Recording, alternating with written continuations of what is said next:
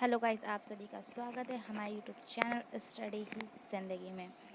तो आज हम देखने वाले हैं क्लास 9th के हिंदी का सिलेबस जो है 2024 एंड 25 के लिए, जिसकी दो बुकें हैं, क्षितिज एंड कृतिका।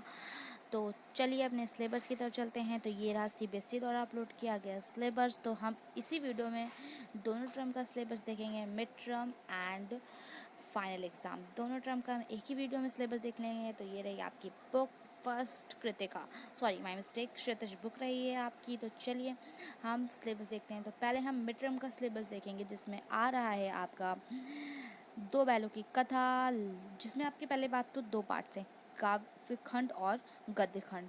तो गद्य खंड स्टोरी है और काव्य खंड जो है आपका वो है पोएम। तो चलिए अब अपने सिलेबस की तरफ चलते हैं। तो गद्य खंड में आपके टोटली 3 चैप्टर आ रहे हैं। पहला है दो बैलों की कथा, और दूसरा है लहासा की ओर, और तीसरा उपभोक्ता की संस्कृति।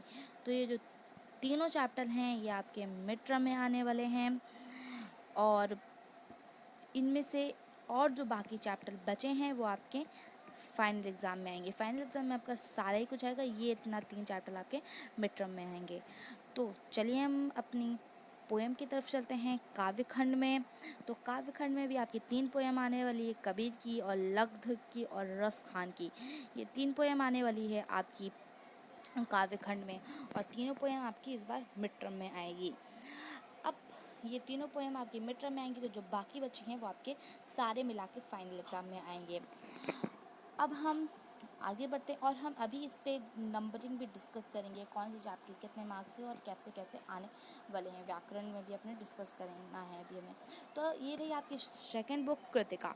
इसमें आपके टोटली 3 चैप्टर हैं, जिसमें से एक चैप्टर आपका मिड टर्म में आने वाला है, वो है इस जल प्रलय में। ये आपका मिड टर्म में चैप्टर आएगा, और जो बाकी बचे 2 चैप्टर हैं वो आपके फाइनल में, और इस जल प्रलय में ये दोनों भी आपके फाइनल, ये भी आपके फाइनल में आएगा। तो ये तीनों चैप्टर आपके फाइनल में आएंगे, बट आपका एक चैप्टर जो है वो आने वाला है मिड टर्म में। अब हम ये मिड टर्म में आएगा। अब हम थोड़ा सा डिटेल में सिलेबस देख लेते हैं जो हमारा फाइनल टर्म में आने वाला है। ये हमने मिड टर्म का सिलेबस कवर कर लिया है पूरा। अब हम अपना फाइनल एग्ज़ाम का सिलेबस देखते हैं। तो फाइनल एग्ज़ाम में होता क्या है, आपका पूरा सिलेबस आता है मिड टर्म, और जो बाकी बचा सिलेबस होता है वो सारा। तो आपके सारे 6 चैप्टर आने वाले गद्य खंड से, और 7 कविताएं आने वाली हैं काव्य खंड से। सातों कविताएं किसी किसी बुक में डिफरेंट भी हो सकता है, क्योंकि जिसकी बहुत पुरानी बुक होगी उसमें ये चैप्टर्स डिफरेंट है। तो आप ज़रूर से मिला लीजिएगा अपने इंडेक्स से ये इंडेक्स, ओके। तो कुछ 6 चैप्टर आपके आने वाले हैं, और 7 पोएमें आने वाली हैं। अब हम जल्दी से चलते हैं अपनी दूसरी बुक पे। तो चलिए हम चलते हैं। ये 7 चैप्टर पोएम आपकी 7 हैं, बट आपकी 6 ही कविताएं, सॉरी स्टोरीज, आप ये बात याद रखिएगा। तो अब हम सेकेंड बुक पे चलते हैं। उसमें आपके तीनों ही चैप्टर आएंगे, तीनों चैप्टर आने वाले हैं। आपको मैंने बता दिया मिड टर्म में कौन सा आएगा, फाइनल में कौन सा आएगा। तीनों चैप्टर आएंगे, मेरे संग की औरतें और रीढ़ की हड्डी।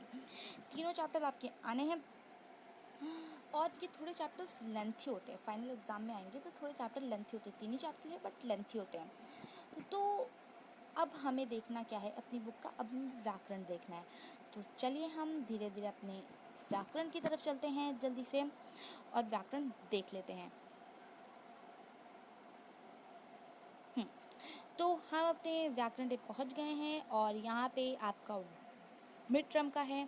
जैसे मैंने आपको बताया कि आपके क्षितिज की गद्य खंड से 3 चैप्टर आने वाले हैं, और देख सकते हैं आप, और काव्य खंड से भी आपके 3 ही चैप्टर आएंगे। तो गद्य खंड से 3 और काव्य खंड से 3 पोएम आ गई, और आपकी कृतिका की एक स्टोरी आ रही है। ये हमने देख लिया रचनात्मक और व्याकरण। हम रचनात्मक लेखन और व्याकरण हम डिटेल में बाद में देखेंगे। तो आगे बढ़ते हैं। देखिए इसमें आपको अब आपके फाइनल एग्जाम में भी यहाँ पर बता दिया। देखिए वो 3 और ये 4, सॉरी ये 3, तो ये गद्य खंड के 6 चैप्टर आपके टोटली हो गए, और ऐसे ही कृतिका के वो 1 और ये 2 आपकी टोटली 3 चैप्टर हो गए, और ऐसे ही आपके काव्य खंड के वो 3 और ये 4 मिला के 7 पोएमें हो गई। तो ऐसा कुछ होने वाला है, और आपके ये जो है मिड टर्म का सिलेबस 13 सितंबर तक कंप्लीट होना चाहिए, क्योंकि उसके बाद शायद आपके पेपर स्टार्ट हो जाने हैं। तो ये हमने मिड टर्म का देख लिया। अब हम फाइनल टर्म का भी हमने अपना सिलेबस कवर कर लिया है। अब हम अपने व्याकरण की तरफ चलते हैं, और ये कुछ चैप्टर्स हैं जो डिलीटेड हैं, जिनकी बहुत पुरानी बुक है वो मिला ले। ये चैप्टर्स नहीं आने हैं, यहाँ पे लिखे हुए हैं उन चैप्टर्स के नेम, वो चैप्टर्स आप काट दीजिए अपनी बुक से। ओके, तो चलिए अब हम अपने व्याकरण की तरफ चलते हैं और रचनात्मक। तो आप लोग तो हमेशा से ही ये बात जानते हुए आ रहे हैं कि आपके अपने अपठित गद्यांश और काव्यांश आते हैं। और ये क्या होता है, देखिए आपके जो अपठित गद्यांश होते हैं वो एक तरह की स्टोरी होती है, और काव्यांश एक तरह की पोयम। इसमें क्या होता है, आपसे बहुविकल्पी क्वेश्चन और एक लॉन्ग क्वेश्चन पूछा जाता है। तो लॉन्ग भी, बहुत लॉन्ग भी, शॉर्ट क्वेश्चन होता है वो, उसमें आपके जो आपका 7 नंबर का आता है। और ऐसे ही आपका जो काव्यांश होता है उसमें भी आपको पोयम दी होती है, जिनमें से आपसे एमसीक्यूज और एक शॉर्ट क्वेश्चन पूछा जाता है जो 7 नंबर का होता है, तो आप देखिए आपका टोटली 17 नंबर्स हैं, 14 नंबर यहीं से बन रहा है अपठित गद्यांश और काव्यांश से। तो चलिए आगे बढ़ते हैं अपनी वीडियो में, और देखिए आपका यहाँ 14 नंबर बन रहा है। अब चलिए आगे बढ़ते हैं इस वीडियो में और देखते हैं और आपका व्याकरण में क्या आ रहा है। तो व्याकरण आपका सबसे पहला आपका टोटली 20 क्वेश्चन पूछे जाएंगे, जिनमें से आपको 16 के उत्तर देने होंगे व्याकरण में। ओके, 16 के उत्तर देने होंगे। तो इसमें सबसे पहला क्या आ रहा है, शब्द निर्माण। शब्द निर्माण में क्या है, आपका उपसर्ग जो 2 अंक का आएगा, 2 नंबर का आएगा। प्रत्यय भी आपका 2 नंबर का आएगा, बट आपका समास जो है वो 4 नंबर का आएगा। अब उपसर्ग प्रत्यय में आपसे 5 क्वेश्चन पूछे जाएंगे, जिनमें से आपको 4 के उत्तर देने होंगे। और समास में भी आपसे 5 क्वेश्चन पूछे जाएंगे, जिनमें से आपको 4 के उत्तर देने होंगे। तो ये आपका तीनों ही मिला के आपका 8 नंबर का आने वाला है। 8 नंबर का आएगा, अच्छे मार्क्स मिल सकते हैं अगर आप पढ़ें। और समास तो आपका 4 नंबर का है। अब हम वीडियो में आगे बढ़ते हैं, देखते हैं और हमारा क्या आने वाला है। अब आपका आ रहा है अर्थ की दृष्टि से वाक्य भेद। ये आपका 4 नंबर का आएगा। इसमें भी आपसे 5 क्वेश्चन पूछे जाएंगे और 4 के आपको उत्तर देने होंगे, मतलब कि 1 नंबर का 1 क्वेश्चन आएगा। अभी हम इन सब पे डिटेल वीडियो आपकी आएगी कि व्याकरण में आपका क्या क्या और आपको कैसे कैसे सॉल्व करना है। अब हम आ जाते हैं अपने अलंकार की तरफ। अलंकार में आपके सारे टाइप्स नहीं आ रहे, कुछ कुछ टाइप्स आ रहे हैं। तो कौन कौन से आ रहे हैं, शब्द अलंकार आ रहा है, अनुप्रास, यमक आ रहा है, और आप ये भी आपके श्लेष आ रहा है। ये भी 5 क्वेश्चन, 4 में से 4 के आपको उत्तर देने पड़ेंगे, और जो आ रहा है आपका 4 नंबर का। चलिए आगे बढ़ते हैं। अब आप अपनी बुक में देख लीजिए, थोड़ा ध्यान डालिए।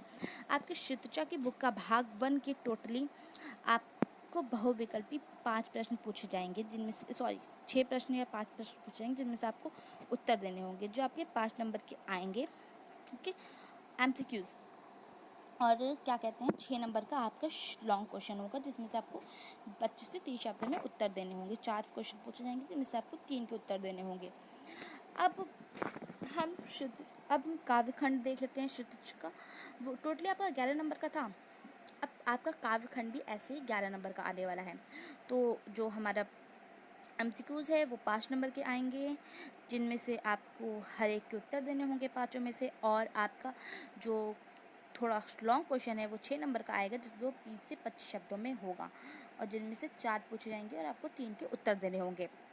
अब चलिए आगे बढ़ते हैं और देखते हैं अब हमारे कृतिका में क्या आना है। कृतिका का भाग 1 में आपका थोड़ी लेंथी, आपको मैंने पहले ही बताया था कि चैप्टर्स आपके लेंथी है, जिसमें जो 8 नंबर के आ रहे हैं तीनों चैप्टर। तो इनमें से आपसे 3 ही क्वेश्चन पूछे जाएंगे, जिनमें से आपको 2 के उत्तर देने होंगे, और वो भी आपको 50 से 60 शब्दों में देना होगा। I am sorry. अब तो आपको इसमें थोड़ा ज़्यादा मेहनत करनी है, तो इसमें थोड़ा आपको बहुत डिटेल में लिखना होगा। 60 शब्द बहुत होते हैं, अगर आप अच्छे से पढ़ेंगे तो ज़रूर कर लेंगे। अब चलिए हम चलते हैं अपने रचनात्मक लेखन की तरफ। हमें कौन कौन से चैप्टर ला रहे हैं ये देख लिया। अब हम अपने रचनात्मक लेखन की तरफ चलेंगे। तो इसमें सबसे पहले क्या आ रहा है, आपका अनुच्छेद लेखन जो होता है वो आपका 6 नंबर का होता है। ये 6 नंबर का होता है, और आपसे कम से कम 120 शब्दों में अनुच्छेद पूछा जाता है। आपको साइड में दिखाई दे रहा होगा कि अनुच्छेद में आपको कुछ टॉपिक दिए जाते हैं और आपको उनको करना होता है। ठीक है, जो आपका 6 नंबर का आ रहा है 120 शब्दों में। ओके, तो चलिए हम आगे बढ़ते हैं और देखते हैं हमारा और क्या आ रहा है। हमारा और आ रहा है औपचारिक और अनौपचारिक पत्र। आपने सुना होगा फॉर्मल और इनफॉर्मल, आपको साइड में दिखाई दे रहा होगा औपचारिक पत्र आप कैसे लिखते हो और अनौपचारिक पत्र कैसे लिखते हैं। यह आपको 100 शब्दों में लिखना होगा और आपका 5 नंबर का आने वाला है।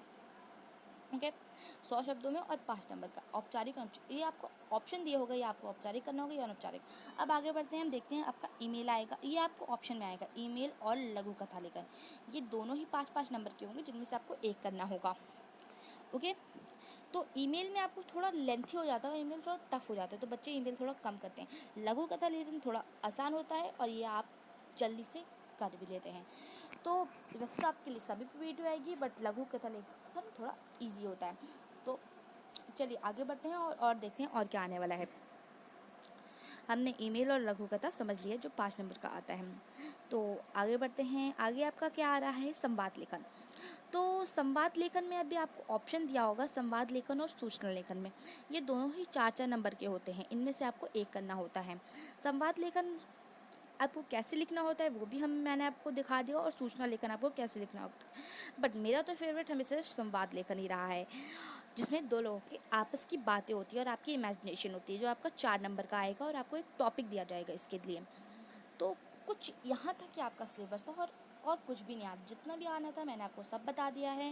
रिलेटेड चैप्टर आपके बता दिए हैं, सब कुछ बता दिया है आपका सिलेबस। और अगर भी अभी भी आपको कोई डाउट है तो आप हमें कमेंट्स कर सकते हैं, हमारी वीडियो को लाइक कीजिएगा और हमारे चैनल को सब्सक्राइब कीजिए।